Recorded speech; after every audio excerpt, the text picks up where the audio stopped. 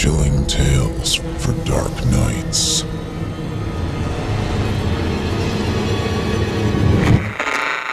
Want to make sure you never miss a Chilling Tales for Dark Nights video again?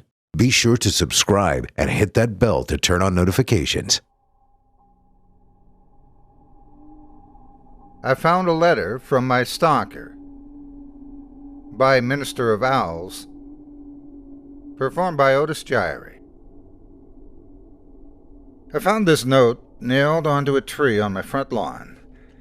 I really don't know how to describe it. I'll just let you read it for yourself. Here's the start of the note. I saw you today. It was your birthday. You didn't see me. You hardly ever do these days. Your skin looked so nice and healthy, and your eyes, they were the most beautiful I'd ever seen. You've grown so much. I remember how you different when you were younger. I remember the first day I met you. It was 4 years ago. I was sitting on my desk, head down, listening to the teacher rattling off names for attendance. The teacher called out a name I didn't recognize, and a stranger's voice answered behind me. Was there a new student? The teacher didn't pause for a second, just continued calling out name after name. I turned my head to where the voice had come from. I saw you, a pale thing, so thin, your eyes so red, at a seat that should have been empty. I saw the fireflies flying around you, flickering, dozens of them, never straying far from you. I saw them going through you and coming out through your skin, like you were a mist to them. Can you believe I thought you were a ghost? No one else seemed to acknowledge the new stranger sitting at the back of the class. Class after class, hour after hour passed, as I waited for something to happen, for someone to notice you, for you to let out a ghoulish scream and claw at me like in the horror story I was certain I was in. But nothing happened. Teachers came and went, my classmates laughed and slept, and you just sat there. The bell rung for recess. The other kids ran to their mundanities for the day, leaving me and you together in the empty classroom. You stood up and pulled a chair from the desk next to you, making it face your desk.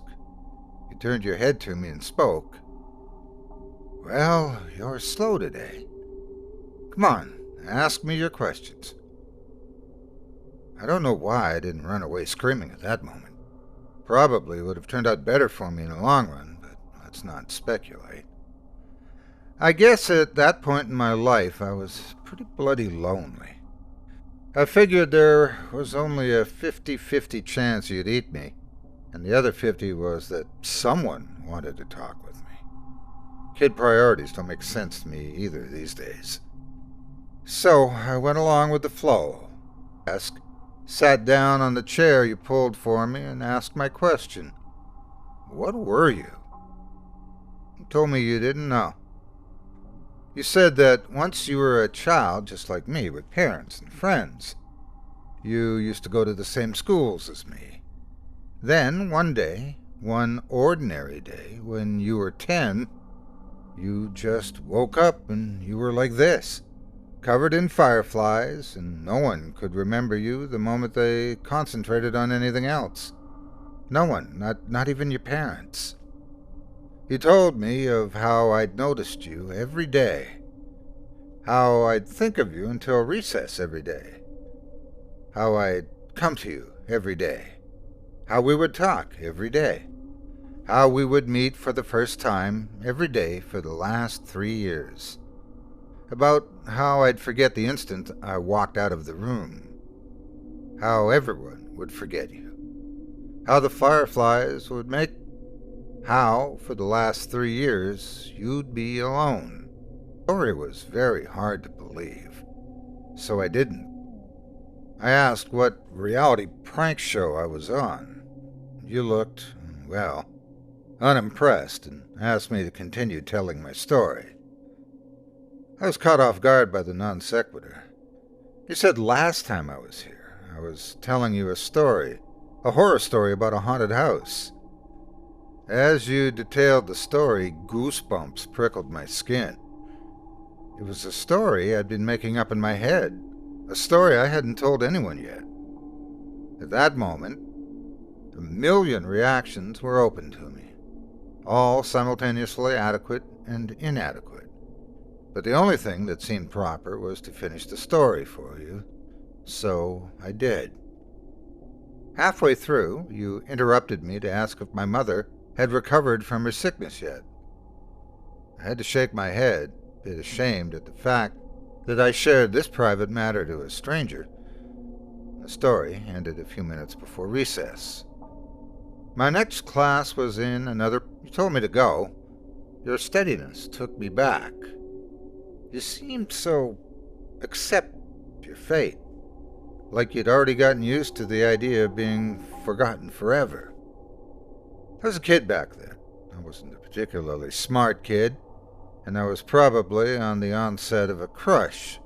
So you can excuse what I did next as an example of my childhood stupidity. I grabbed my scissors, pressed it against my arm's skin, and dug in. As it drew blood, I pushed it forward till the cut formed shapes that I wanted.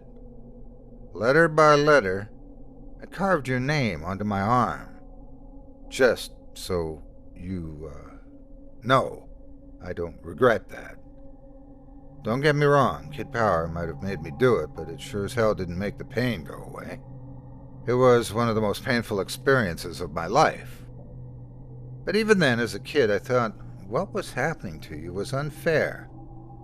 I remember how your eyes looked when you saw that. The confusion was for you that anyone would want to remember. I remember that look so clearly. When I woke up the next day and saw your name on my arm, I remembered you. I didn't forget. That day, for the first time, we had a conversation that wasn't so one-sided. You said no one had ever done anything like that before and suggested I might have, had a mental illness. I won't deny it, that drew a little blood. As we talked, a creeping thought came into my head. Did you prefer it when I didn't remember? That night I was sitting up on my bed, staring at your name on my arm, wondering if I should cover it up so I couldn't see it and give you back your privacy, when I heard a crash. I looked up to see my bedroom window shattered and a dirty rock on my floor. I looked out of the cracked window to see a dark figure on my lawn. You were outside yelling about how we should hang out. It took me a while to get used to how bad you were at talking to people. Years without practice made you a bit rusty. That was all right. We had a lot of time. 2 years, we spent most of our free time together. Most of the time we talked. You'd tell me an aspect of your life and how you lived. You still stayed in your old house. Your parents never noticed the food was missing. Never noticed the extra room and you'd stolen the extra keys. One night, I confided in you that I was beginning to think you were part of my imagination, Fight Club style. After all, what could you do to me that I couldn't do to myself? You spent the next month or so trying to leave bite marks on my ear or neck to prove a point. I still have some of my ears, so I guess you did. Looking back, I could see the warning signs even then. Your skin seemed to get worse and worse, paler and paler, and you'd rubbed your eyes raw. It was in winter we had our wake-up call. The morning began like any other. I woke up, brushed my teeth, and started searching for clothes to wear. It was a winter morning, and my room was dark, so I didn't see your name on my arm. The cold sent shivers through my butt. Pulled out a long-sleeved jacket. A small bell rang in my head. Don't you usually roll your sleeves up? Yeah, and why did I? That was annoying. I finished tidying up and headed to school. On the school bus, I felt oddly content, like something I'd been worried about had just disappeared. I walked up the school stairs, down the hall, through my class door, and sat down on my desk. The same feeling of a burden forgotten hounded my mind. What was I forgetting? When recess came, I started and just sat up in my desk while my classmates ran out. It felt like a ritual, but I don't know what for. I was contemplating just walking out to join them when I heard it. It was something small in the wind, like a whisper, but it came over and over, incessant. It sounded like my name. I knew this was strange, that this was worth my attention, but I felt oddly calm. Everything would be all right. Everything would be fine. I sat there on my desk, my mind a war zone between two conflicting, contradictory voices, when I felt a force tugging on my sleeve. The moment I noticed this, my jacket sleeve tore open. I saw your name in my arm, then your hand that had ripped my jacket open. You'd been yelling at me for over 20 minutes. I think that was the moment we realized how on edge our friendship really was. One accident away from complete erasure. We spent most of the next year in the town library together trying to find out what the fireflies were. It wasn't really a problem for me. Because of my mother's treatment, my family couldn't afford to go on any trips, and our house didn't have heating anymore, so I was happy to spend my time with you. Trying to find information was a puzzle in and of itself. After all, how would I read about people I couldn't remember, and how would you find out who was special when no one could even remember enough about them to record them? Found out old family trees and records, individually. We'd write down the name of everyone in the book on 2 lists. Then we would compare. The names I didn't remember to write down, you had, would become the focus.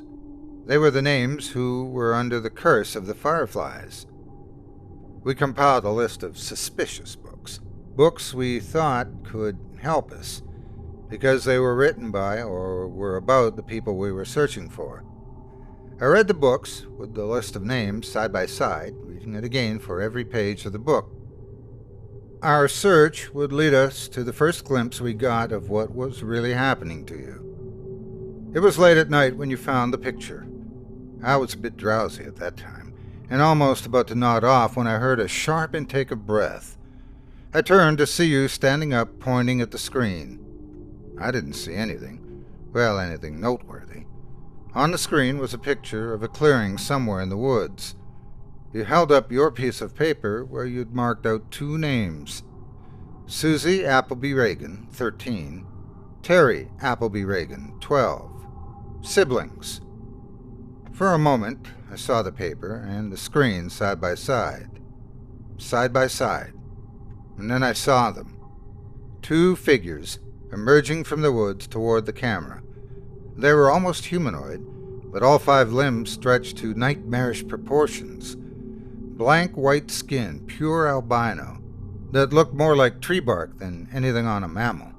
A cloud of fireflies surrounding the duo. The shorter one looked emaciated. I could see the rib cages around which their eyes, oh God, their eyes, so small, so red. The longer one, their white hair, didn't look alive anymore. They were just skin wrapped around skeletons. Their empty eye sockets had fireflies swarming out of them, both reaching for the cameraman. I looked at the article surrounding the picture. It was a blog posted by a hiker 20 years ago, after the 2 kids had been written about last. The picture was a mystery to the cameraman as well. He'd been wanting to go to the woods pictured for a while now, but he never actually remembered going there. The picture had just appeared in his camera one day out of the blue. For a moment, I looked at your face, your thin, pale face, with those red-veined eyes. Would that be you when my scar faded? Just a walking horror I'd glimpse, then forget? We worked through our reading list at a much faster pace, starting from that moment. Maybe we should have gone slower. At least every book, every website we left untouched, promised hope. The books were finished. When they were, we tossed them aside, as they promised nothing but the clearing in the woods as your future. and we had tossed aside a lot of books. I believe I tore through 3/4 of my reading list before I stumbled across the journal. God, that horrible, horrible journal. The journal used to belong to a mental patient named Joey, who claimed to be a serial killer. He was locked up in an asylum when the police discovered his supposed victims never existed. He was diagnosed with a need for attention and shoved away. They should have electrocuted him. They should have fried him until his flesh melted and his hair burned. In the journal, he talked about how he carried out his killings. He knew things, bizarre and disturbing things no one else knew. He knew of strange creatures that lived in the woods. One of them, his favorite, were the fireflies. I'm not going to tell you how he summoned these things. I trust you more than anyone. But a thing like this belongs to the ground more than it will ever to the human mind. It's sufficient enough to know that these things were not fireflies. Joey would start his ritual by taking a kid. Any kid, anyone he liked. He could take them at any time, the dead of night in their own homes, or in broad daylight on their front yards. It didn't matter if he was seen. He'd take them to his house and drag them to a room. Usually an Amber Alert came up around now. He didn't care. Like I said, it wouldn't matter soon. He dragged them to a special room in his house. Here, the fireflies would come and latch onto them. Now, nobody was searching for the kids. Not the police, not the parents, nobody. From then on, he could do whatever he wanted to the kid. He'd get bored of him after a day or two, after the child had broken. And then the kid would go too. Hacksaw, kitchen knife, anything would work. He detailed a large pit of bodies he kept in the woods, swarming with the bugs. I guess he got bored of that one day too. So one day he went right to the police station and turned himself in. Not of guilt, no. He just wanted someone to know about the stuff he was doing. Sick bastard. Oh, and don't get the wrong idea. He never stopped killing kids. The asylum doors didn't stop him from doing what he liked. It just made him improvise. He made a new way. He modified the flies so they could survive without a host, just in a dormant state. When a child, he specified the age, would approach the swarm, it would latch on and begin its effect.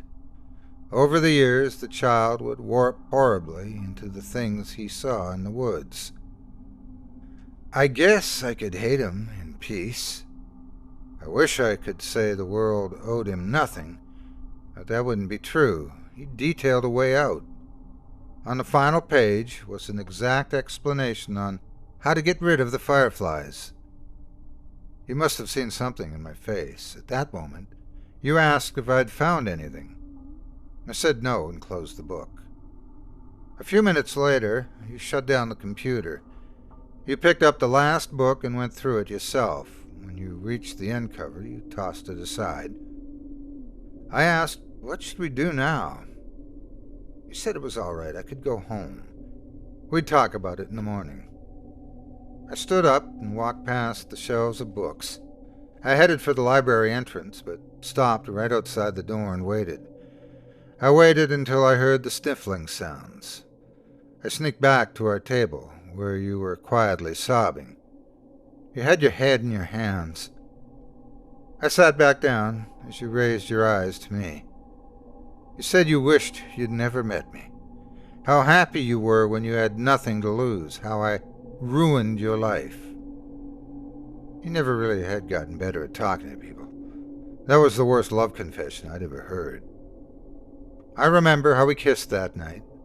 I remember your hands gripping my hair. I remember that kiss. I wish it could have been just a kiss. I'm sorry I ruined that moment. When my arms were around you, I was close enough to steal a firefly without you noticing. I remember holding the fireflies in my hand. I remembered how it struggled until it didn't, until it was a part of me. The fireflies shifted, they came over to me and left you. I remember the familiar look in your eyes, the confusion. I never wanted to see that confusion in your eyes again. You deserve to be loved, and you deserve to know that. I wasn't really living anyway. You reached for me, pulled away as the last lights of recognition faded from your eyes. And then you were just staring at a stranger, walking away into a crowd of strangers. That was a year ago. You've gotten so much better since then. You have so many friends now. So many people at your birthday party. You also look so much healthier. I haven't been as fortunate. My skin's gotten a lot paler, and my eyes hurt all the time now. I couldn't go to school like you did all those years. I haven't wasted my time, though. I found Joey's pit. The bodies, there were so many bodies. There's a grave for those children now. Without me, my mom could afford her surgery. She looked so happy. Just yesterday, I saw her playing with my baby brother. I saw you crying yesterday. You were with your friends, laughing. For a brief moment, your eyes met mine, and then they were so wet. I think I'm going away. For good, I think. You're not going to be happy if I stick around. I'm so happy I met you, even if you don't remember me. And that's the note's end. Sometimes I go through depressive episodes. I feel so lonely, even with my friends. I don't know what's going through my head during these times. And sometimes I'd end up in a bathtub, a knife in my hands and my wrists bleeding. Until now, I thought I was cutting my wrists. I wasn't. The cuts, they're letters. I've been carving a name onto my arm.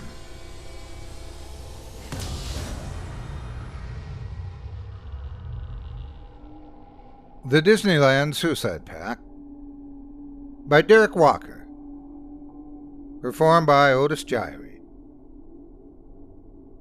I'm writing this down to A, help me process what happened, and B, create some sort of written record.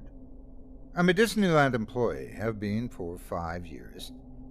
I started running a concession stand, moved to ride operator, then into resort operations. All the while, I was pursuing a degree in psychology with intentions to become a psychiatrist someday. After I graduated, I continued working at Disneyland while I applied to grad school. To my surprise, Disney offered me a job, something that would allow me to work in my field, kind of, and stay in the park. Job title, Mental Health Assistant. I've been in this role for exactly a week. I haven't been fired yet, but let's just say I'm expecting a call. Let me back up a bit. Deaths in Disneyland are rarely reported on, courtesy of the sophisticated PR team of a $168 billion company. Suicides, anywhere, are also rarely reported on. That shouldn't surprise anyone. So what do you think happens when there's a suicide inside a Disney park? It doesn't happen. Not to the outside world, anyway. Families of victims, innocent bystanders, or anyone else affected by suicides inside the park generally go away with generous cash offers and thick non-disclosure agreements. A disturbing online community has developed over the past year, a group that encourages its members to kill themselves in Disneyland. It's called the Disneyland Suicide Pact, or DSP for short. Their stated purpose is to serve as a metaphor, to illustrate the stark contrast between the happiest place on Earth and the utter horror and darkness of suicide. A metaphor that people who are happy on the outside can be dead inside. For some, a callback to when they were last happy. I think their actual purpose is to terrorize innocent people, to forever pervert happy childhood memories for the handful of people who happen to see the aftermath of suicide before staff cleans up.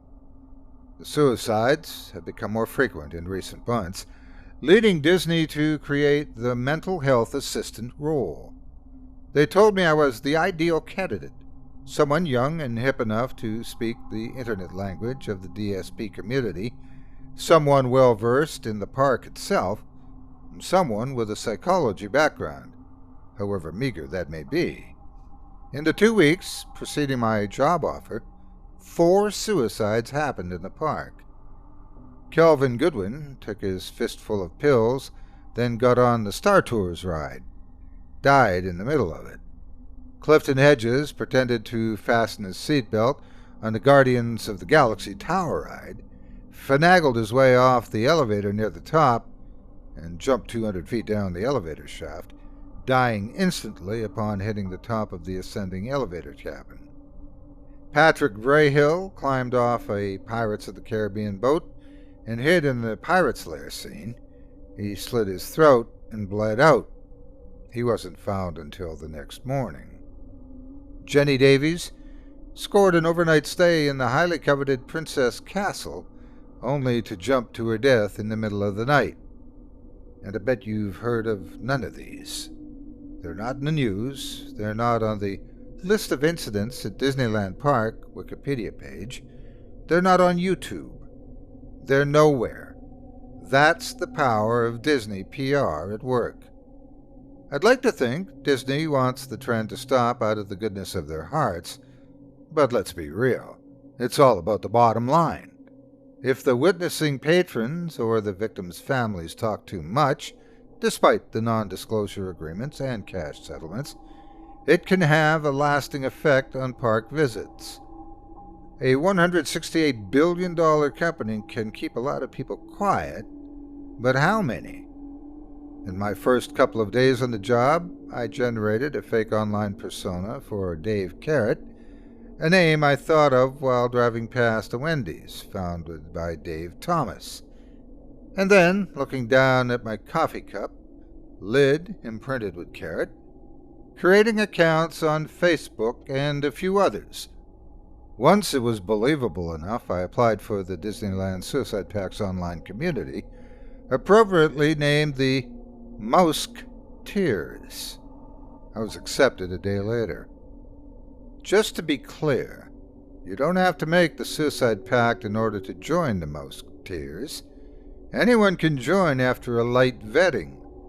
Once you're ready to join the Pact, you undergo a heavy vetting, something that Dave Carrot probably wouldn't pass, and are awarded a Mickey Mouse badge that accompanies your username on the site. After being accepted, I began clicking on all the usernames with the Mickey Mouse badge, trying to determine who the next victim may be. I quickly flagged 4 users as short-term risks, those that talked seriously about suicide in the park and appeared to be planning a trip, but one stood out above the rest.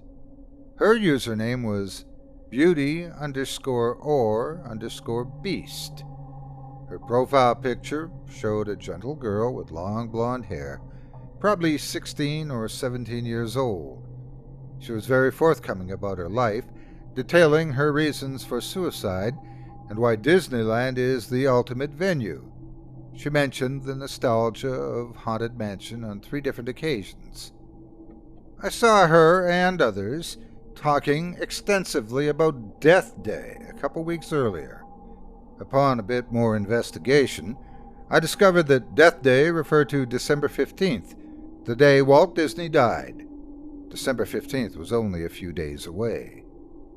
Beauty or Beast mentioned that her family was planning a trip to California during the week of December 15th and that she may, in fact, be in the park on Death Day. Someone suggested that perhaps the stars have aligned for her.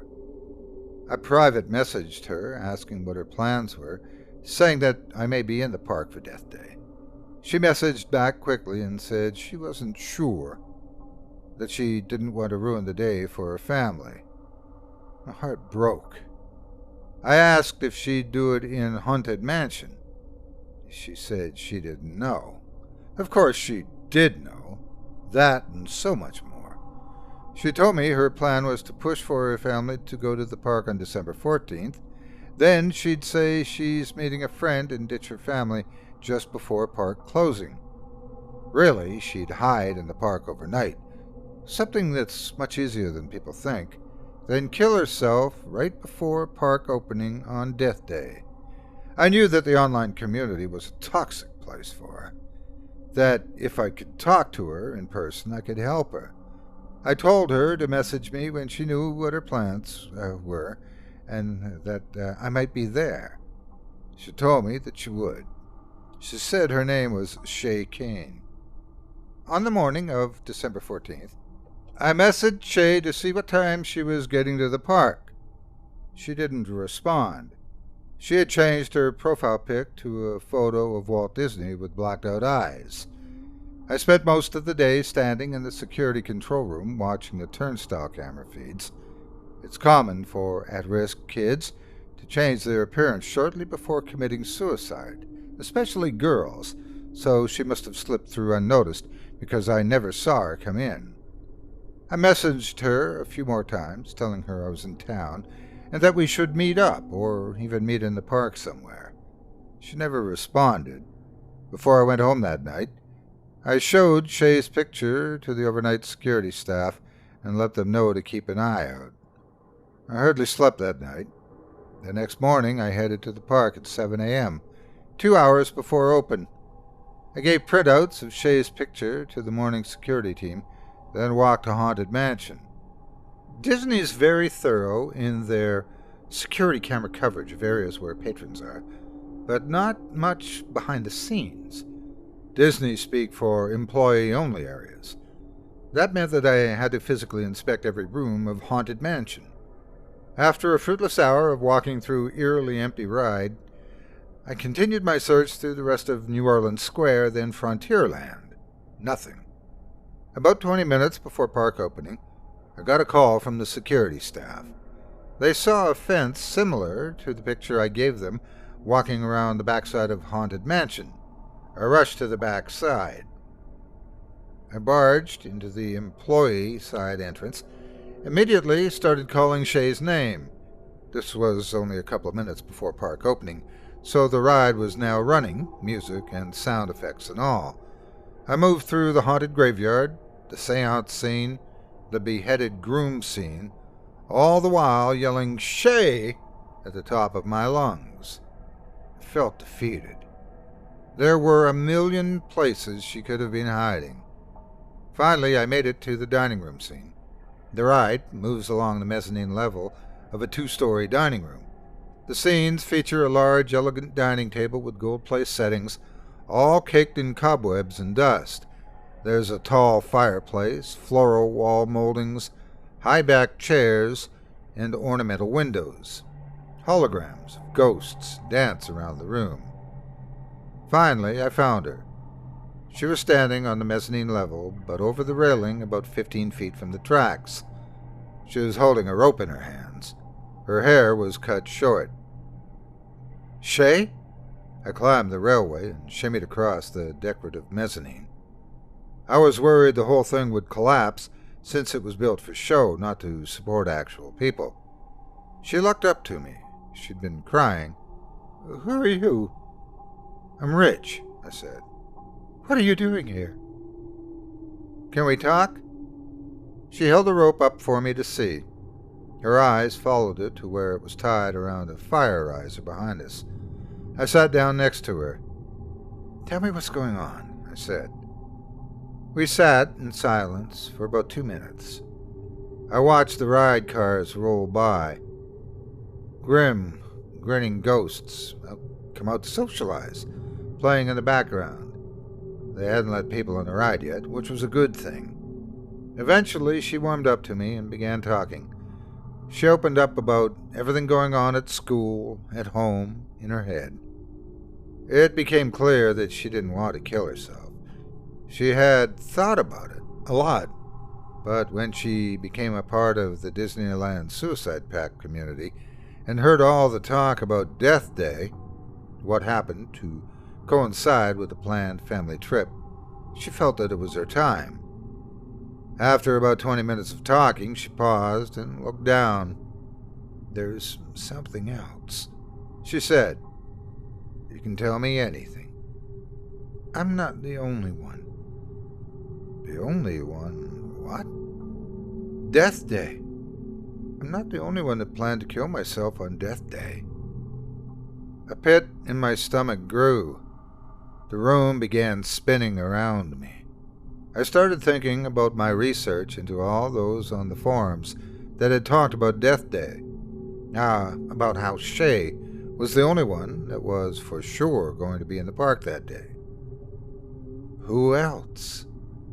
"Oh, God," she said and brought her hands up to her face. "Rich, I was supposed to be a distraction." "A distraction from what?" My mind was racing 1,000 miles an hour. She began sobbing. "It's a small world." Shit! I stood up, not knowing if she was making it up to get me away, or if she truly was a distraction. "Come with me," I said. "I'm fine. You go," she said. I pursed my lips, then buzzed medical on my walkie-talkie. I told them Shay's location inside Haunted Mansion. They were already waiting out back. I also told them to send a team to It's a Small World, that we might have a situation there. I climbed over the railing and ran through the side to the ride on the front entrance where hordes of antsy people were waiting for the ride to open. I ran past them, setting off a chain of whispers amongst the crowd. "What's he doing? Who's that guy? Did you see his face?" I called ride operations and told them to close It's a Small World, that we might have a suicide attempt, potentially multiple. They said that they hadn't opened yet anyway, due to a mechanical issue, but that they would keep it closed until the situation had been cleared. The park had only been open for a few minutes, and it was already crawling with people. I began running across the park when I got a call. Small World didn't get my shutdown order in time. The ride opened for a few minutes after our call. "Shit! What happened?" "You better head over there." I continued running, and was soon joined by medical teams in yellow jackets, also running toward the ride. One of the park ambulances drove by, bewildered guests jumping out of the way. As I got closer to the entrance of the ride, the real horror began. People, men, women, children, were crying, many hysterically. One woman stumbled out of It's a Small World's emergency exit and threw up violently into the hedges. I heard screams from inside. I stopped one of the medical staffers running out of the emergency exit. "What the hell?" "It's bad. It's really bad." I pulled my employee badge out of my shirt so that it was visible. Park guests in line began stopping me. "Sir, do you know what's happening?" I ignored everyone, hopping the fence and beelining for the emergency exit near the entrance. People were still climbing out of boats, following the emergency lighting to the exit. One of the ride operators came on the loudspeaker. "Please calmly exit the boats, where it's safe, and follow the arrows to the nearest emergency exit. Ride operators will assist those who need help. Parents, please shield your children's eyes through the Scandinavian exhibit." Parents carrying children filed past me along the emergency path. "Keep your eyes closed, sweetheart. We're almost there." What were those people? Why was everyone screaming like that? Are those people hurt? The pit grew in my stomach as I moved through the North Pole exhibit and into the Scandinavian room. Then I began to smell it, the overwhelming stench of vomit. I started to notice vomit track through smeared footprints along the walkway. For a moment the music kicked back on and the ride began to move again. Although it appeared that everyone had been successfully evacuated, the music startled everyone. It's a world of wonder, a world of tears, it's a world of hopes and a world of fears. I turned the corner and immediately felt my stomach turn violently. About 10 bodies dangled from the ceiling, spread throughout the exhibit. Beneath the bodies, all with bulging eyeballs and kinked necks, The model Scandinavian children swayed back and forth in their white snowsuits. There's so much that we share that it's time we're aware. The medical staff scrambled around trying desperately to reach the bodies, gently swinging about 10 feet off the ground. We have to get to the ceiling. To the ceiling, go! I couldn't bear the sight any longer. The pressure in my face intensified until the tears began streaming down my face. Hot tears. Tears of death, of loss, of failure. Tears of the hundreds of friends and family members that would be impacted by these suicides. I climbed back through the emergency exit, through the North Pole exhibit, and into the sunlight. I caught a whiff of vomit and felt the churning in my stomach pick up again. I ducked behind one of the hedges and vomited. "Are you okay, sir?" one of the guests waiting in line asked. I looked at him. "Go find another ride." I radioed the medical office asking if they knew if Shay made it out of the haunted mansion safely. I began walking that direction while I waited to get an answer. Eventually, they came back on. "Shay appears to have left." I was shocked. "Like they let her go?" "No, she made it back to the medical office, then slipped out before she was evaluated." I began running to the medical office near the front of the park. The closer I got to the front gates, the more chaotic it got. Crowds of families were running for the exits. The customer service lines were packed 50 people deep, guests demanding refunds, I imagined. Disney is great at covering up incidents in isolation, but when 10 people commit suicide on one of the busiest rides right at opening, that's hard to recover from. The medical office was nearly empty since the suicide victims had all been taken by ambulance to various hospitals in the Anaheim area. I took a deep breath and looked around. So eerily empty. So void of life. I walked out the back door of the medical office and looked around. I wondered if pandemonium had spread to the entire park, or only to those that had seen the ambulances and medical staff running around, and those that saw the direct aftermath of the suicides, of course. I walked along the service road behind Disney City Hall, looking through the fence into the thick brush that lays just beyond park boundaries. There stood Shay. She stood about 20 feet behind the fence, amongst the trees and bushes. She saw me and took a step forward. I opened my mouth to speak, then realized I had no idea what to say. She smiled, turned around, and disappeared into the brush. Out of everything I saw that day, Shay's smile is what I think about most often. Was it one of gratitude? A smile that said, "You saved my life"? Or was it sinister? A smile that said, "I played you for a fool"? She told me her job was to serve as a distraction. Whether she was planning on killing herself that day or not, she succeeded.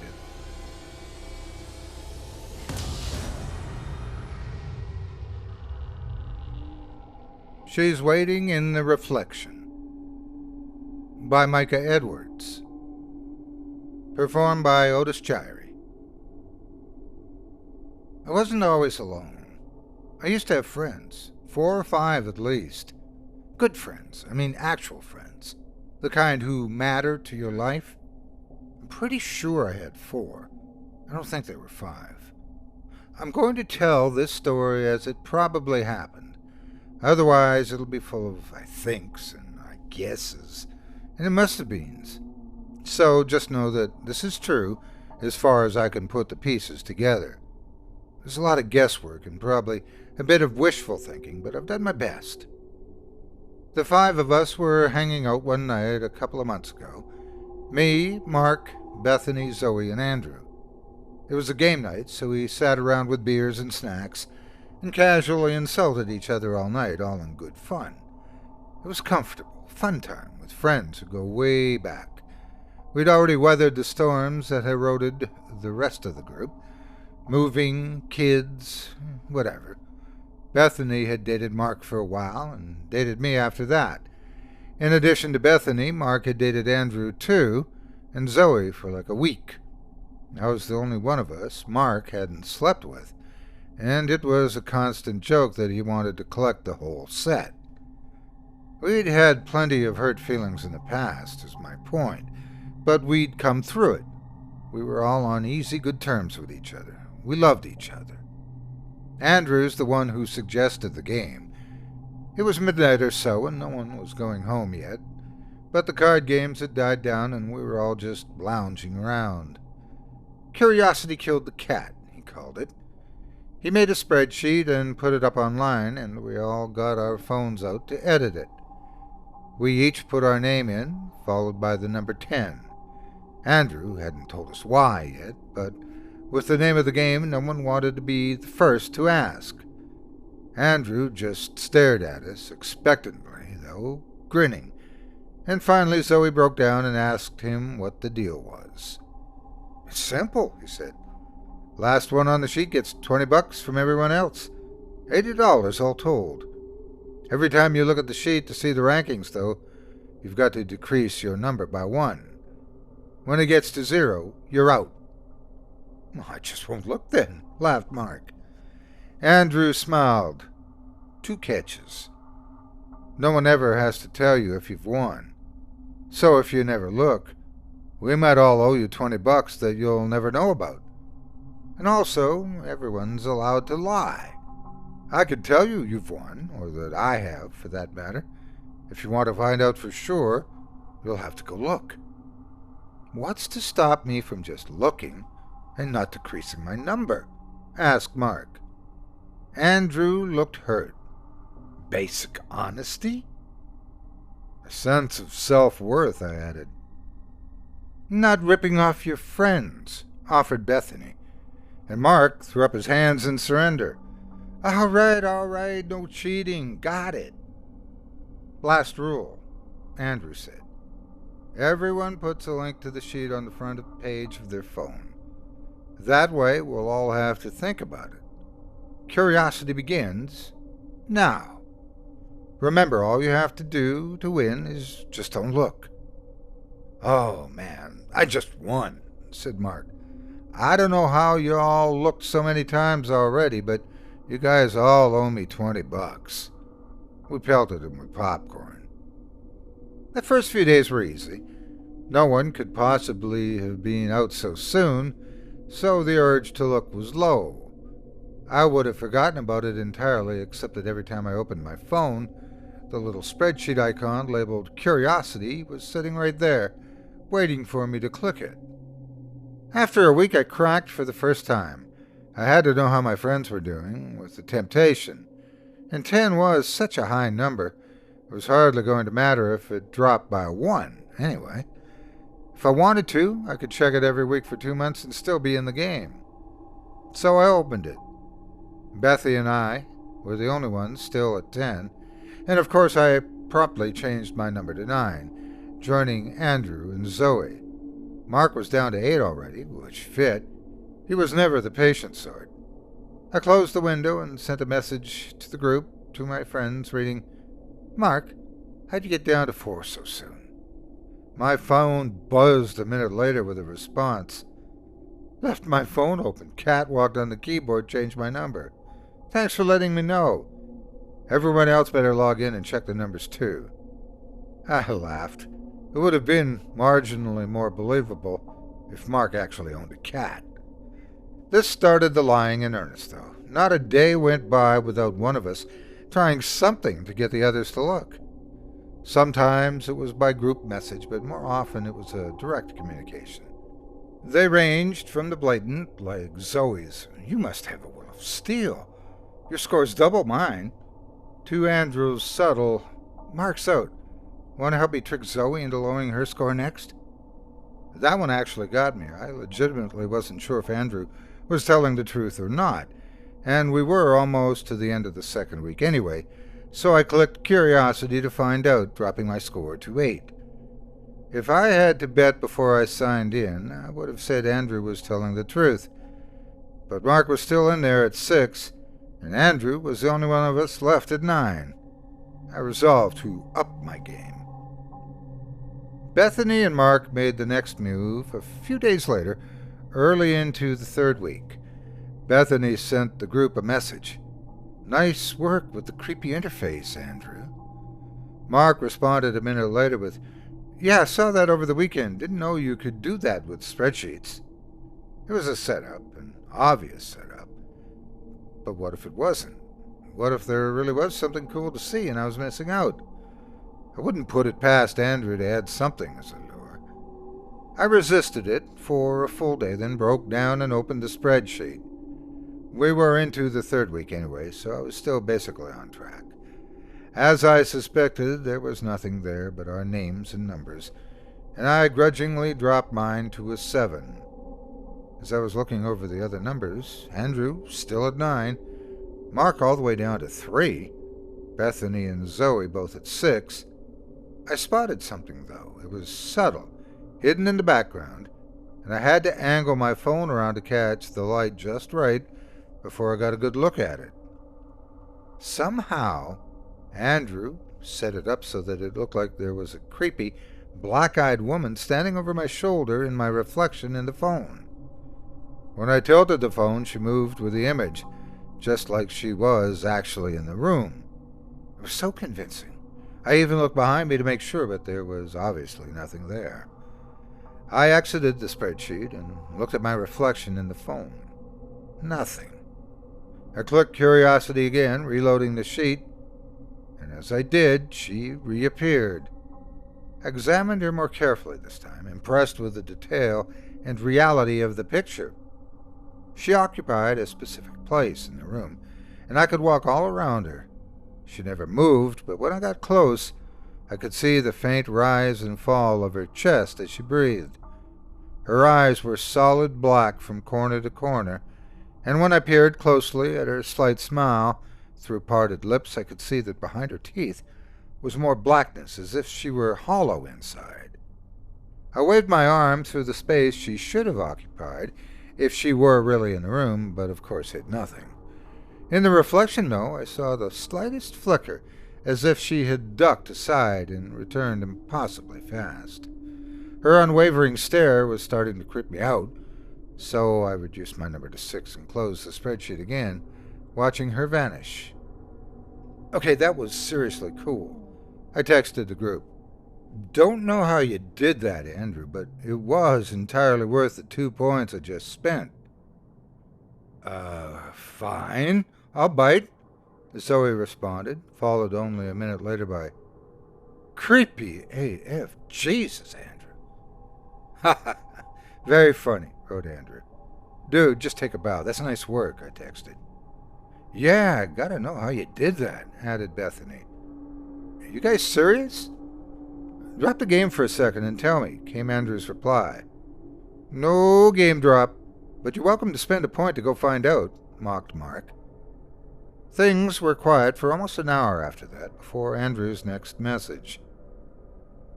"If you're seeing what I'm seeing, creepy reflection lady, I didn't do that. And as far as I know, that can't be done. Not on any current tech. And definitely not in a cloud spreadsheet showing on random phones."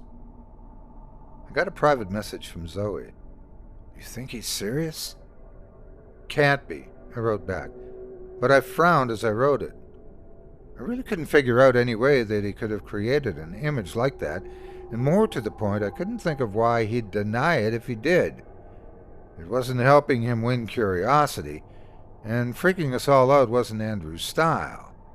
Mark's, sure, but there was zero chance that Mark had done this.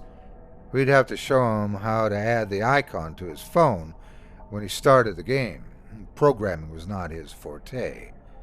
"Well, now you're down to 8, sucker," Zoe sent to the group. So at least I'd convinced her, if not myself. I was weirded out enough to avoid the spreadsheet for a while. It didn't take the icon off my phone, but instead of tempting me as it had before, I just felt a vague dread when I saw it. I clearly wasn't the only one, because partway through the next week, Zoe texted us, You guys want to just drop the game? Not when there's $80 in the line, texted Mark, followed by, but you can drop out. Just go look at the sheet a few more times. Bethany replied with a non sequitur. Guys, whose idea was this game? I started to reply, then stopped. It had to be one of the four of us. I remembered when we set up the spreadsheet and we were all in the room. But somehow I couldn't remember which one of us had come up with the idea. Who knows? We were all drunk, replied Mark. No, we're missing someone, insisted Bethany. Who? Texted Mark. It's just the four of us, has been for years. Bethany, then why is there $80 up for grabs? It's hard to judge pauses in text, but I could picture Mark making the same face I had moments earlier when I tried to remember who'd suggested the game. I must have been including myself, came his uncertain response. No, there was someone else. Someone's been lost. Lost? Lost how? If there had been 5 of us, there would be another name in the spreadsheet. Reluctantly, I clicked the curiosity icon to see. I held the phone off to the side and at an angle, trying to make sure only the ceiling's reflection showed. There were 4 names, just like there should have been. Bethany at 6, me and Zoe at 5, and Mark at 2. As I watched, though, my number changed to 4, and Mark's dropped to 1. I closed the sheet quickly and texted Mark, Are you editing the sheet? In reply, he sent me a blurry selfie taken in a bathroom mirror. It showed him standing alone in the empty bathroom, the look of abject horror on his face. Can you see her? I can see you, I sent him. She's in the mirror right now, not in the phone, the real mirror. I'm afraid to look away. Stay there, I'll come get you, I texted. I ran for the door, grabbed my keys on the way. I was in my garage, starting my car before I realized I had no idea why I was in such a panic. My rent was paid, I didn't have any plans for the night, so why was I in such a hurry? Puzzled, I put the car into reverse, planning to figure it out in a minute. When I checked the mirror, though, I stomped on the brakes in terror. The black-eyed woman from the curiosity sheet was in the back seat of my car, smiling and staring directly into my eyes. She wasn't alone either, but I tore my eyes away before I could see anything more, grabbed for the door handle, and spilled myself onto the garage floor, scrambling for the stairs. I slammed and locked the door behind me, panting for breath. I messaged Bethany and Zoe, fighting autocorrect with my trembling hands, to warn them, trying not to look directly at my phone. Curiosity lady in reflections, don't look. Oh, Jesus, she is. I can see her in my phone. Zoe wrote back. Bethany, don't look, I said. Typing this, looking on the floor. Texted Zoe, you guys can have the $80 if I can just quit playing. Bethany wrote, why $80? So we figured out at that point. We figured out that Mark and Andrew had been lost. I mean, I don't know if those were their names, of course, but I have to call them something, and I like those names. But I think Mark was a strong, big guy, maybe some kind of lunk, but a really good-hearted one. Andrew was kind of nerdy, but not too awkward. Probably had glasses. Maybe that's why he went out so fast. If she was reflecting in his glasses, he'd be screwed. As to how we set this off, I still have no idea. We talked about it for a while, I think, but that just made it worse for Zoe, and Bethany and I let the topic drop once we realized it was just the 2 of us. It was a bad day for both of us when we understood that we must have once had a group chat that we couldn't remember. It was getting hard to measure bad days anyway. Neither of us had left the house for some time. I blindfolded myself and spray-painted the bathroom mirror and all of the chrome faucets so I could shower again without worrying about seeing her in the reflection. But I forgot about the towel rack and saw her there when I was drying off. She wasn't alone anymore, like I'd noticed in the car. There were 3 other figures with her, hard to make out in the thin strip of reflection. But they were still just as she was. But while she was smiling widely, they were all silently screaming. I spray-painted the towel rack after that, of course. But I was so jittery from the scare that when I picked up my phone to text Bethany and let her know what I'd seen, I dropped it. It landed face up on the floor. My horrified expression a perfect counterpoint to the leering grin of the black-eyed woman leaning over my shoulder, practically touching me. Bethany and I switched to voice conversation after that to avoid seeing the phones. At least I assumed we did. I don't know what Bethany did, but I must have been careful enough because I'm sitting at the computer at my house right now. A glare protector on the screen so that it can't reflect, and right next to my keyboard is $80. I think this means I won. I think it's over. But even if it's just me now, I remember the rules. Everyone can lie. I've counted, though, and I think I'm still at 2. I should be able to check the sheet to see if I'm the only name on it, and to see if the black-eyed woman has 4 screaming figures with her now. Then I'll know if it's over. But what if I miscounted? I'm not going to look. Wish me luck.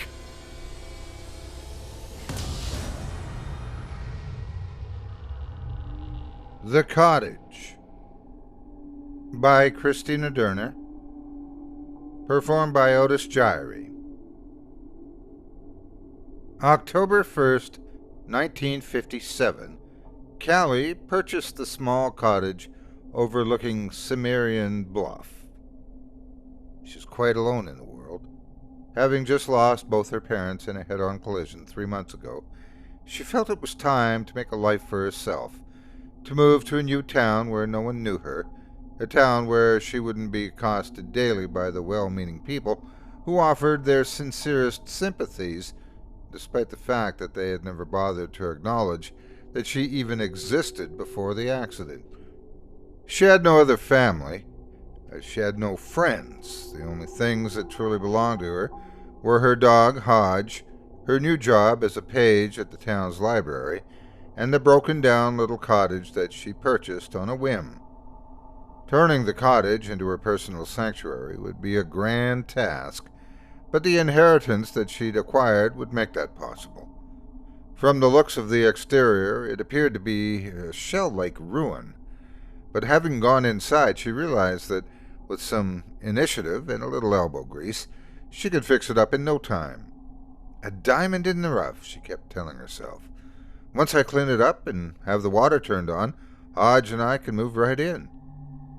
It had been uninhabited since the late 1920s, when a tragedy of heinous natures struck down the elderly woman who lived there with her cat, and it had remained empty until Callie discovered it. According to the citizens of Cimmerian Bluff, a traveling tramp had been blamed for the brutal slaying. The old woman's throat had been viciously torn open in what the police believed to be an act of desperation when the hobo had broken into the woman's cottage and been caught stealing. They never did find the cat. The tramp swore ignorance, claiming to have never been near the cottage, but despite his protests, he was found guilty and hung for his alleged savagery. The townspeople swore that the old cottage was unfit to live in, that it was haunted and did not want to be lived in. But Callie detested superstition as much as she detested unwanted guests. So she bought the house, despite its sordid past, with the hopes that the legend of the tramp and the old woman would deter townspeople from making unwelcomed visits. Callie paid to have the water turned on and the roof and floors repaired, and by the 17th, she and Hodge had taken up residence. True, there was no electricity at this point, but Callie enjoyed the warm glow and snug atmosphere that candlelight and the stone fireplace provided. She enjoyed her first 2 days at work. Shelving books required very little human interaction, and allowed Callie to listen to her audiobooks, which always made the time go faster. The only problem she'd experienced thus far was the spotting of a field mouse scurrying into the stacks on her way to the lunchroom. Callie had always loved animals, more so than people, but rodents, they gave her a fright. As a child, her mother had always been cruel to her, insisting that if her room was not spotless, the mice would come into her room at night and bite her toes. Callie's mother maintained that they would scamper into her room every night, searching for a reason to get her. Since then, the very thought of a mouse would cause her to freeze up and panic to wash over her in tidal waves. Thinking of her mother saddened her. She'd spent most of her life trying desperately to win her approval and affections, while her father, on the other hand, had been the most loving person she'd ever known. He was the only person that she enjoyed being around. Now he was gone. She refused to upset herself any further, and cuddled close to Hodge as she sipped a warm cider in front of the fireplace. "This could be a lovely little cottage," she said out loud, talking to both herself and the dog. "We just need some new carpeting, perhaps some floral drapes. Maybe I'll put in some window boxes to really spruce it up around here." Hodge sneezed, bringing her back to the here and now, then plopped his little head back onto her lap. She peered through the cottage windows to see the autumn leaves coming down from the trees that surrounded her new home. Every single one of these villagers must be the town idiot, she chuckled to herself. "The house doesn't want to be lived in?" she said in a mocking tone. No cottage could ever make her feel more comfortable and at home. No cottage could ever be more welcoming. On October 19th, the first incident occurred. Though she'd taken it lightly and dismissed it at the time, it would be of great significance in relation to later events.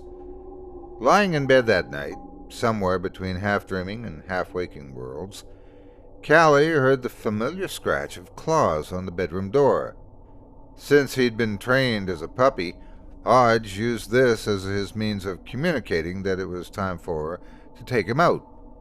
The electricity wouldn't be fixed for another 2 weeks, so she found her way to him with the help of the moonlight. Throwing the pudgy Jack Russell over her shoulder, she felt her way down the hallway and made her way carefully to the tiny staircase. A loud snap jolted her upright as the dog leapt from her arms and down to the floor. "It must have been one of those rat traps I set this morning," she whispered to the dog, kneeling down to stroke his soft coat. "A place that's been vacant this long is bound to have vermin. Glad I thought ahead."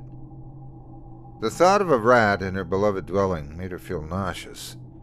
What made matters worse is the thought that she would have to go look for the trap and possibly find the disgusting, half-dead little pest squirming to get free. Then what would she do? Worry about that in the morning is what she would do. That vile little interloper would surely be dead by morning, and she'd be able to handle the matter more easily.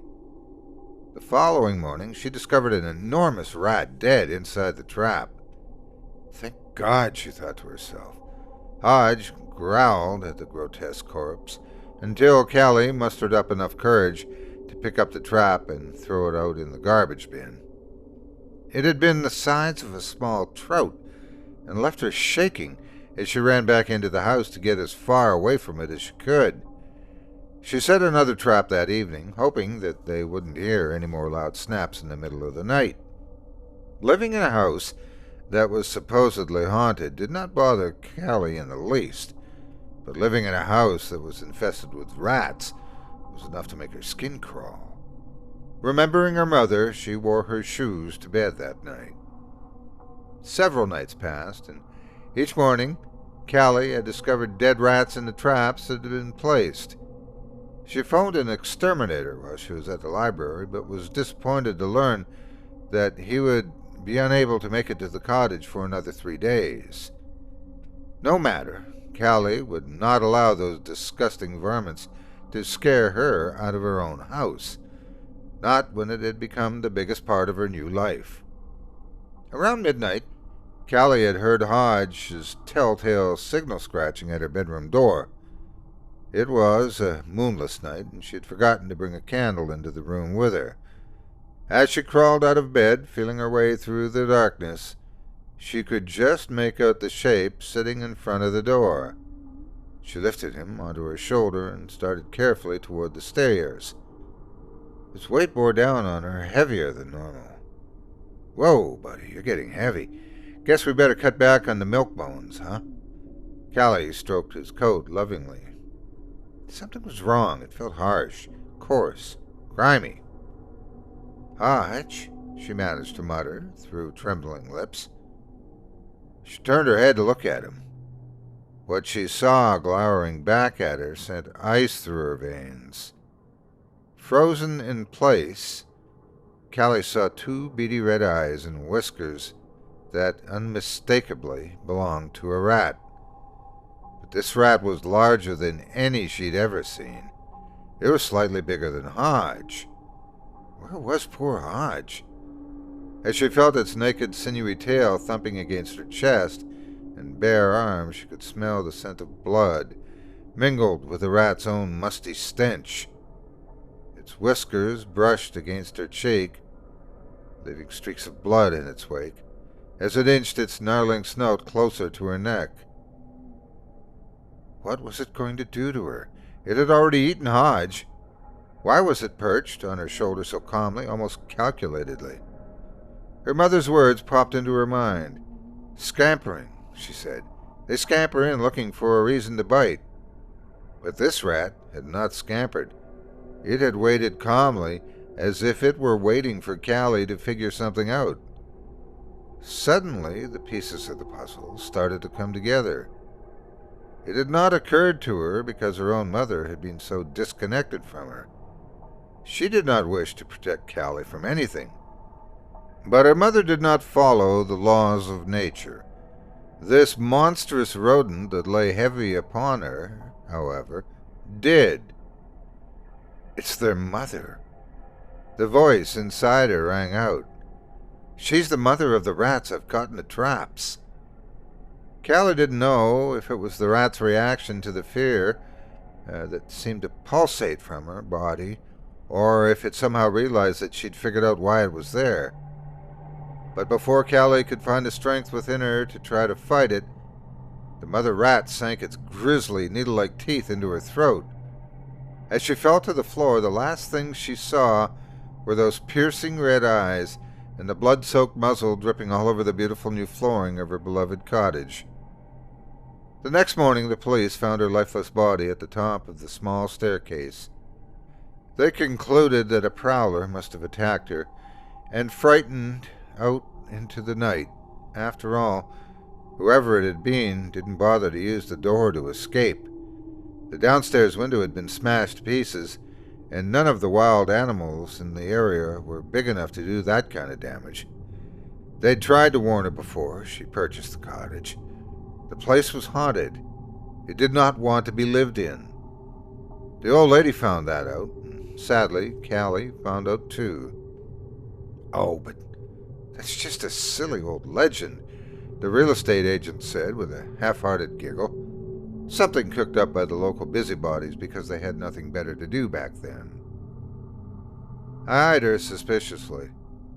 My husband's job had just transferred him to Cimmerian Bluff, and we were in desperate search of a reasonably priced home where we could start a family. A small cottage set back in the woods, away from the hustle and bustle of town. When we heard the story of Callie and the old woman from his new boss, we'd thought it was a sick joke. The realtor's reaction to our account of the tale calmed my nerves as she invited us to walk into the cottage. It was lovely, cozy, just the type of place that we were looking for. Not to mention, the price was right. We signed the paperwork and were more than ready to move in. But it's funny, as we made our way back to the car, I'm certain that I saw a rat scamper underneath the front door of the cottage.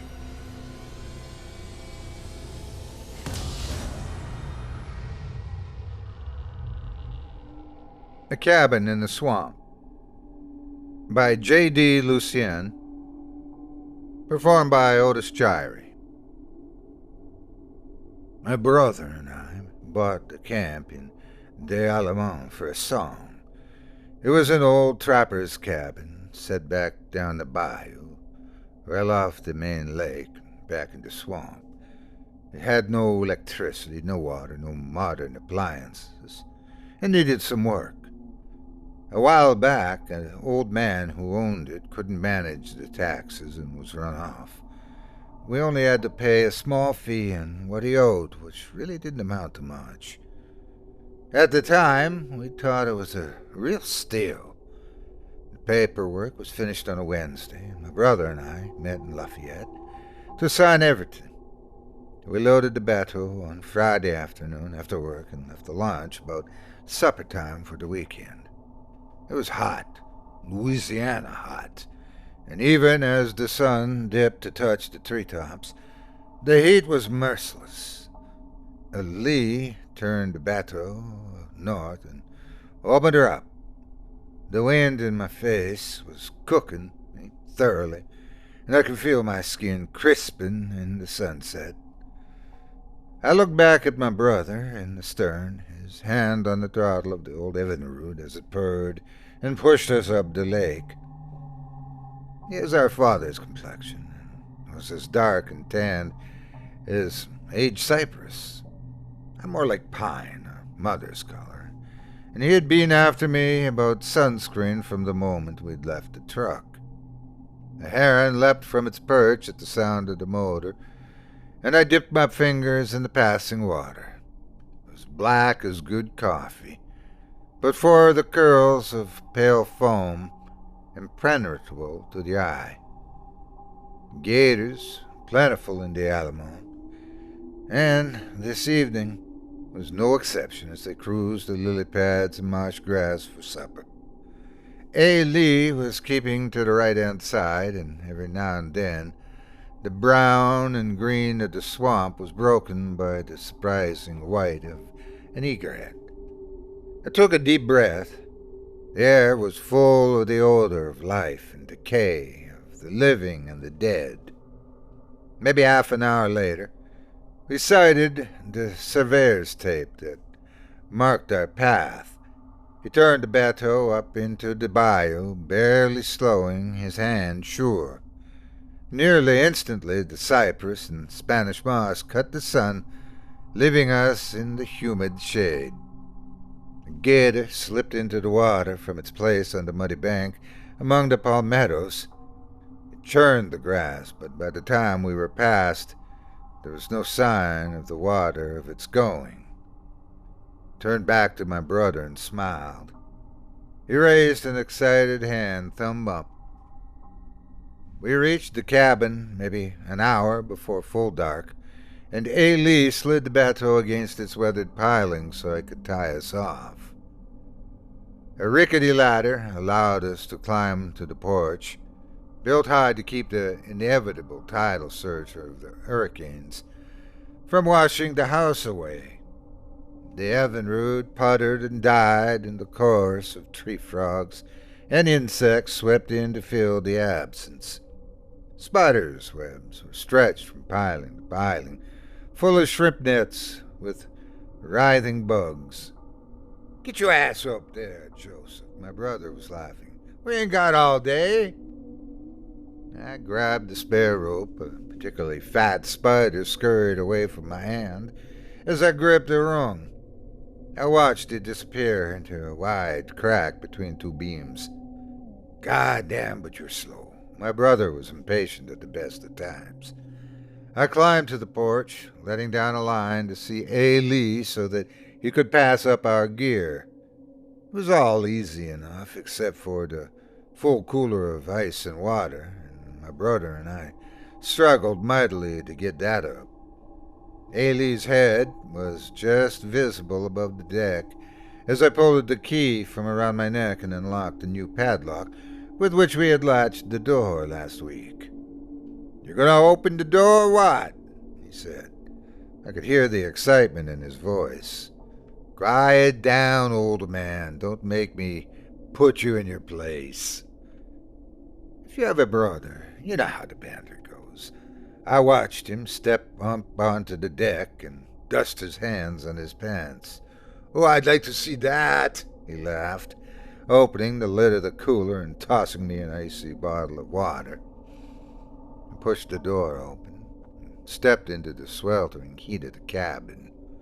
It was dark and still and all the more uncomfortable for it.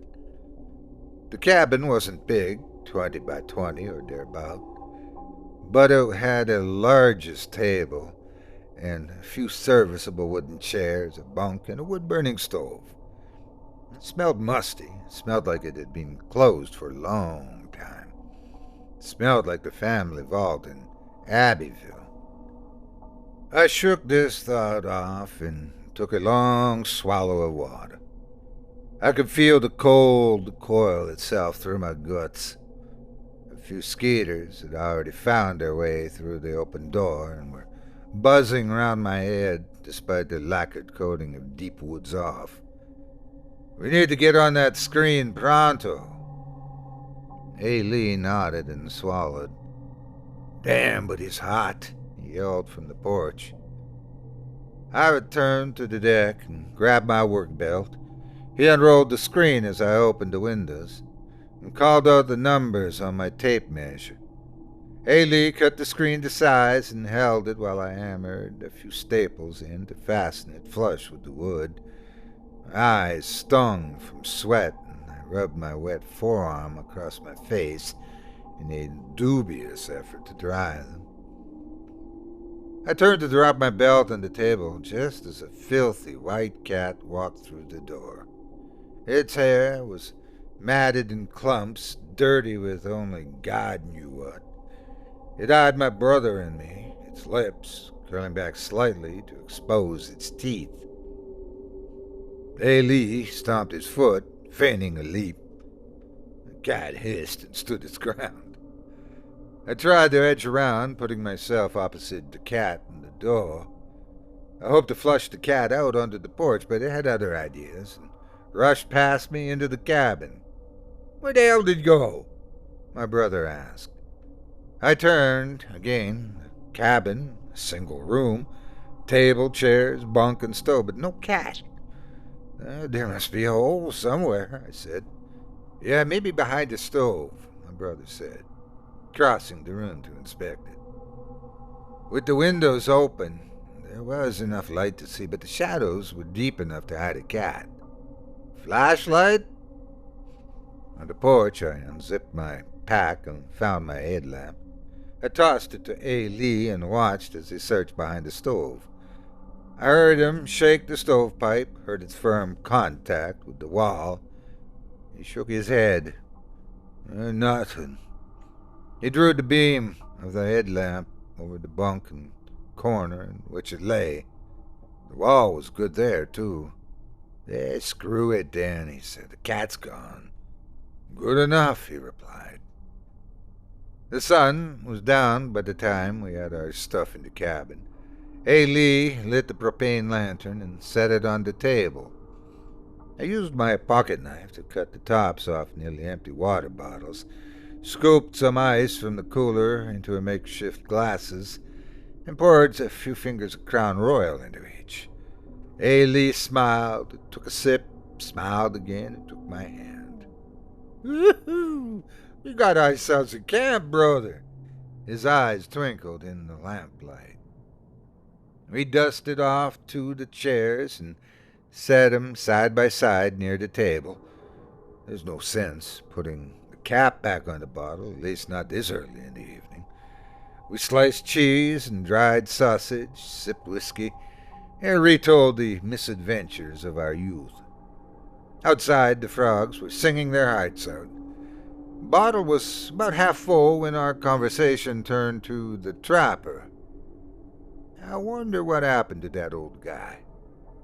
Haley mused. I could see that he felt sorry for him. Sorry in some sense that the old man had lost the camp the way he had. He was always a fan of underdogs. I don't know, I said. I'm sure he moved on.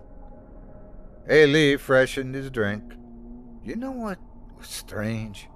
He looked troubled, and his eyes tightened in that way that he has when he's thinking. What? I asked. That cat wasn't wet. My brother paused and took another sip of whiskey. Out here, on the bayou. It was my turn to sip and think.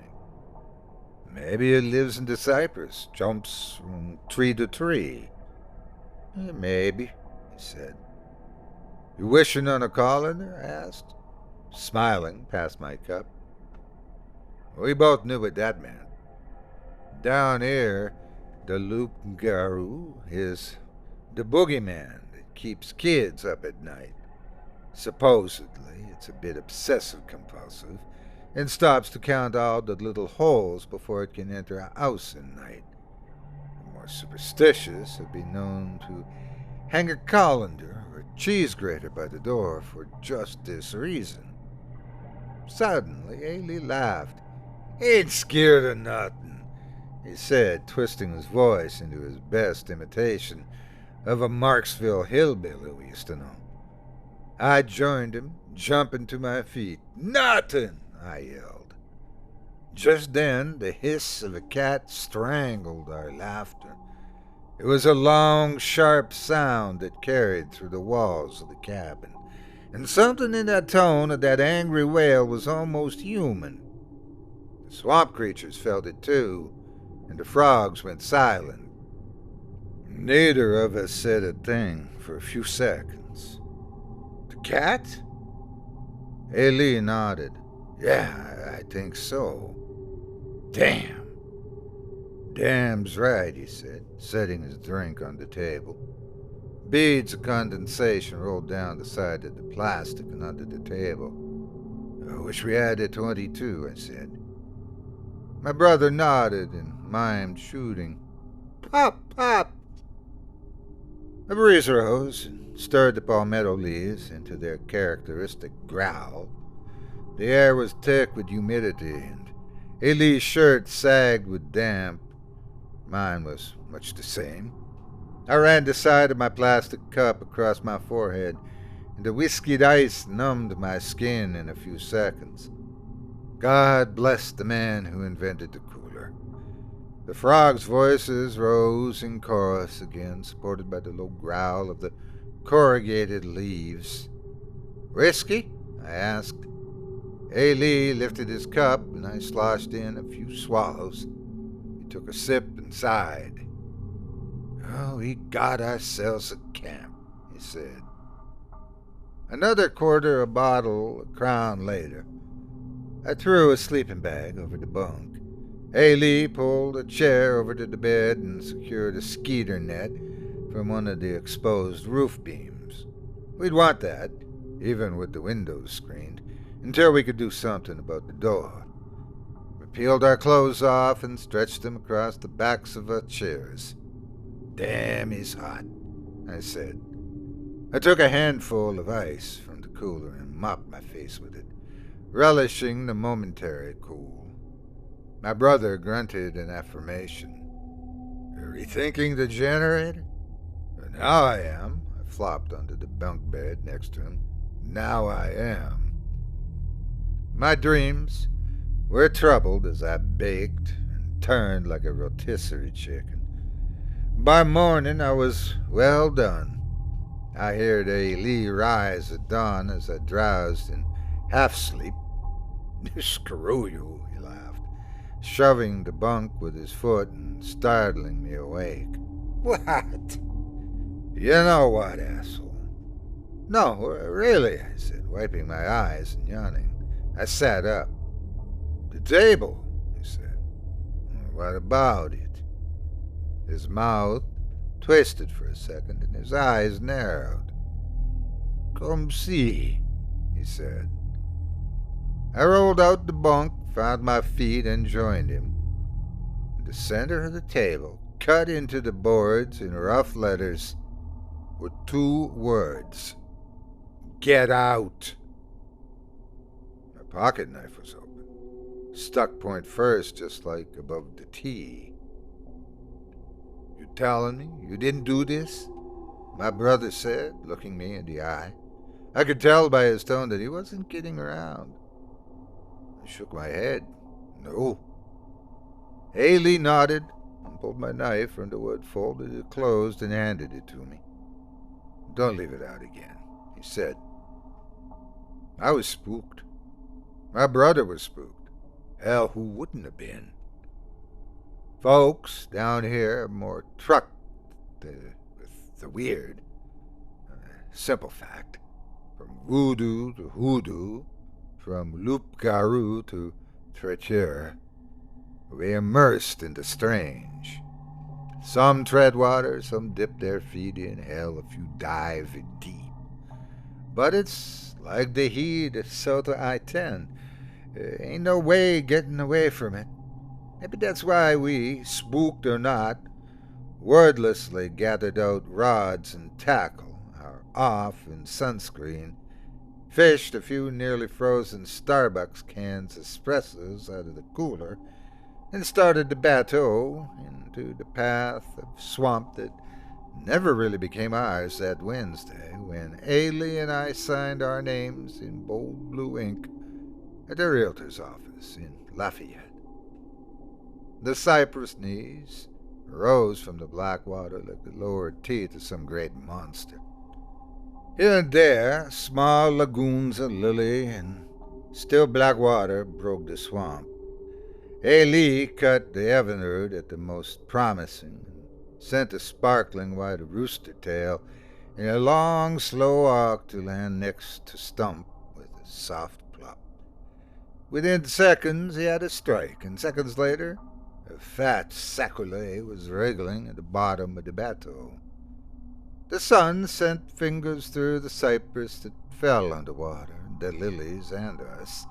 A bright blue dragonfly, iridescent in the sun, settled on the bough next to me, still as stone. I watched it for a few seconds between casts. The fish were biting, and I made a stringer from a length of bank line and a few fresh twigs cut from a low branch. It was soon heavy with our struggling dinner. I was feeling better, and so was Ailey.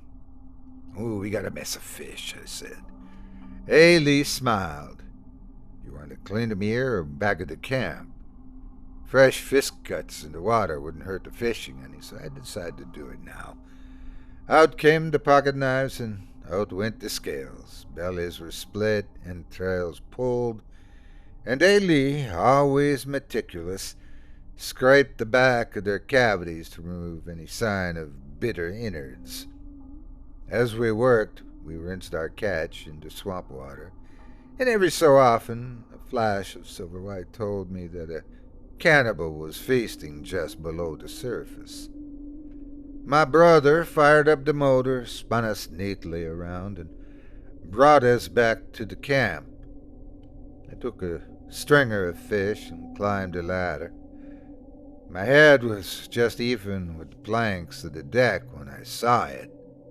The white cat stood just by the door in the dark of the cabin. We'd forgotten to close and lock the door. It hissed a warning to me, long, pale teeth bared to the gums. "Shoo!" I yelled. "Scat!" The cat hissed again and turned slowly, watching me with its green eyes as it slunk farther into the cabin. I dropped the fish on the deck and pulled myself up. "The cat?" Ailey asked. "Yeah, screw him." I could tell the spook was back on him. In truth, the hairs on my neck were straight and stiff. "I don't know, Ailey," I began. "Maybe we should just go." "Screw that," he said. "This is our camp." The cat hissed from somewhere in the cabin. "Ours!" Ailey called from the ladder. I dug through our gear for a skillet and a bag of fish fry.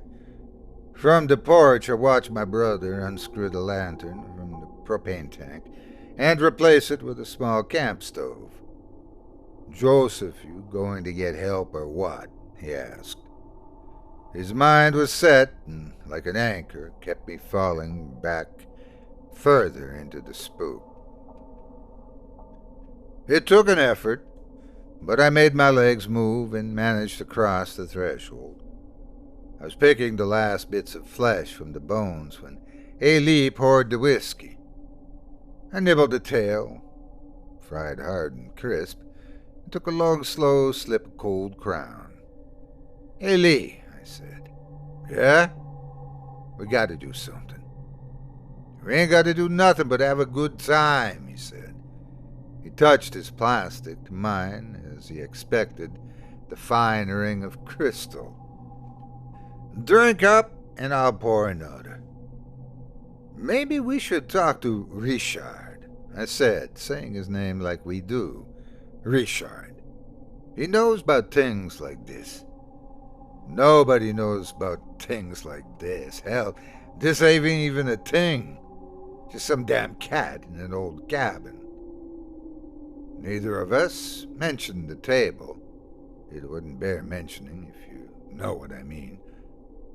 I noticed, clearly for the first time, that my brother had covered the carved words with a cutting board.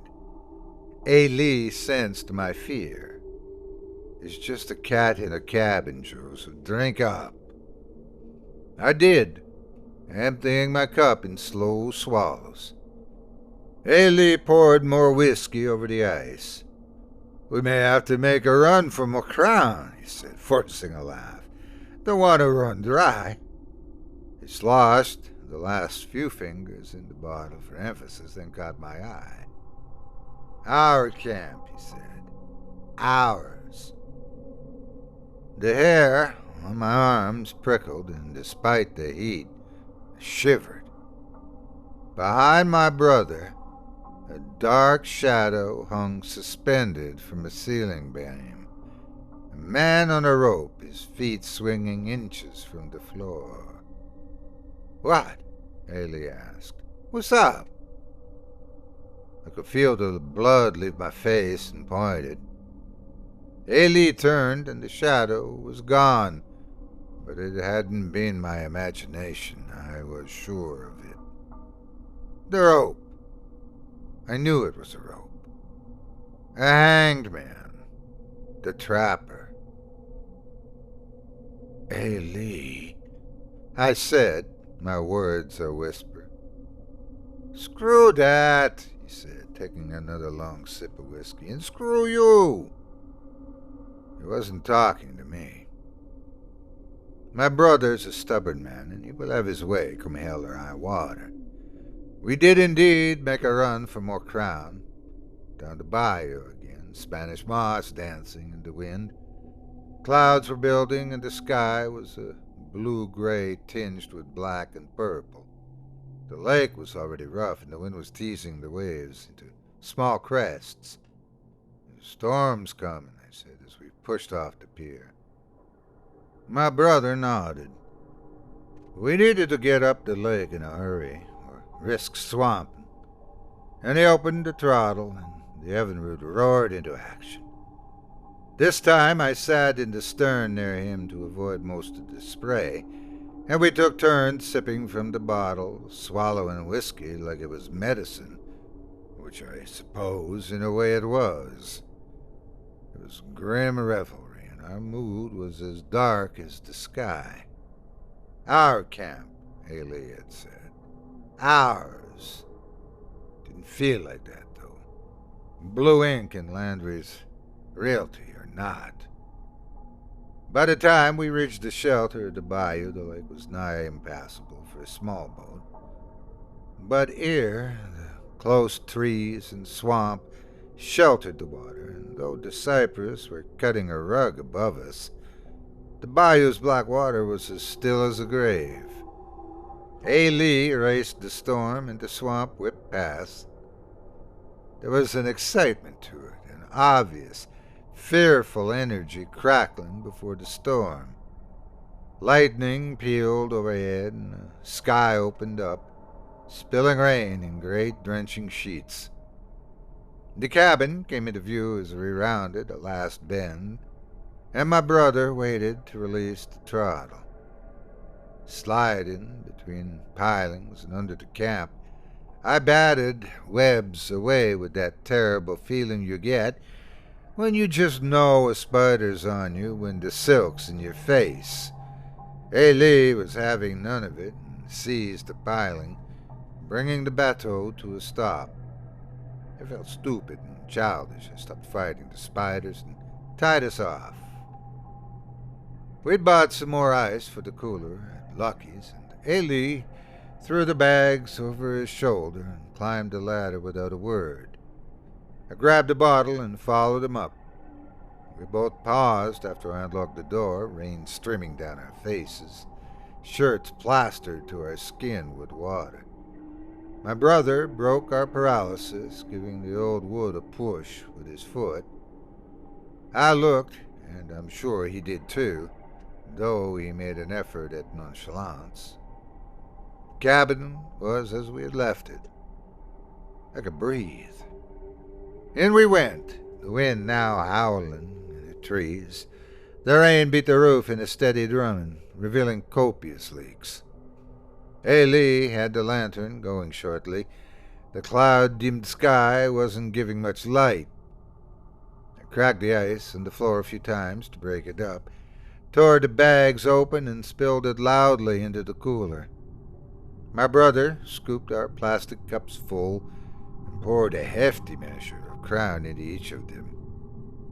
He pulled up a chair and stirred his drink with one of his meaty fingers. The storm was raging across the swamp. "Do you remember Erlene's doll?" he asked, spinning the ice. "Oh, yeah," I said. Our Aunt Erlene had an old doll with a porcelain face that she kept in a chair in the bedroom. Its painted features were weathered and worn, his glass eyes terrible and deep. It had a pull string on the back, but we never dared to discover what it might say. We used to dare each other to pull it, but neither of us ever had the nerve. "Just like that," he said, taking a sip.